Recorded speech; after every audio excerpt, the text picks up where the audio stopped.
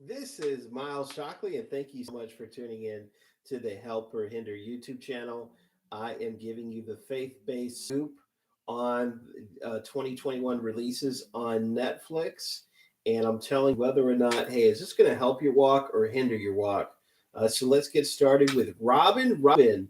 It's a shorter film, it's about 30 minutes, and it is a beautiful animation, 2D and a little bit of 3D CGI computer animation mixed together, stop motion, all whip that all together, and you get this film.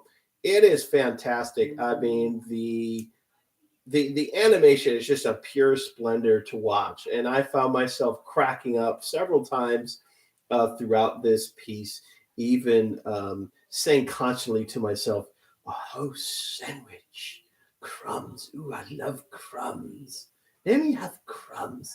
Nothing's better than crumbs." It's like the way that these characters glorify crumbs and sandwiches gives you a whole new appreciation for this stuff. And I just love the idea of this story, the story of what it's like to be a bird that lives in this family of mice, and how the whole purpose every day is just to go and sneak, as they say, and sneak around and grab food without being noticed. And it's just this lifestyle that they're living out. It's amazing. But the main antagonist in this animation is a couple different things. One of them being a cat, and the way that the way that they make these cats look menacing and just terrifying is exceptional. So there are some undertones of materialism through some of the supporting characters.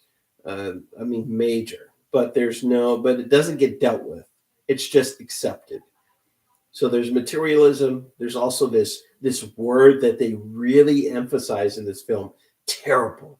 I'm a terrible, terrible mouse. And they say this like 6 or 7 times. Like, it's really emphasized in this film. And so for my kiddo who's 5 years old, this would not be a suitable film for her.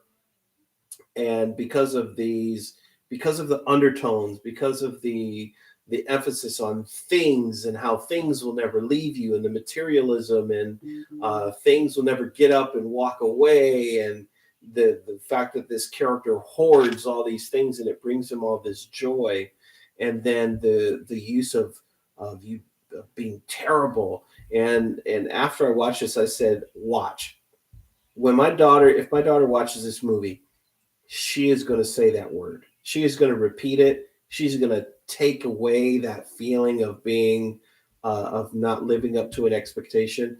And just to see if I was spot on, sure enough, I let her watch the film. We watched it together, and I said, "What stands out to you?" And she's like, "Terrible. I'm just terrible. I'm like, spot on." That's what she took away from it. Out of all of that, that's what she took away. And that was my big problem with this film. Other than that, on a technical standpoint, it's a beautiful film, beautiful piece of animation. I gave it a 7.4 out of 10, and it will neither help or hinder your walk. I would say it's for kiddos who are a little bit older, maybe about 8 years old, 8 or 9 years old, and up too. So they got to be a little bit more mature to understand that the when the characters say or call someone terrible, that they're not to identify with it.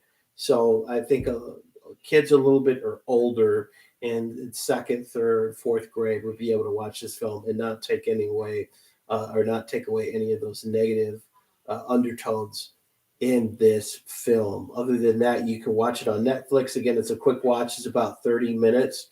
Other than that, you, my friends, have a wonderful day in Jesus' name. God bless you, and thank you for tuning in to Help or Hinder, the YouTube channel. I'm Miles Shockley. God bless you.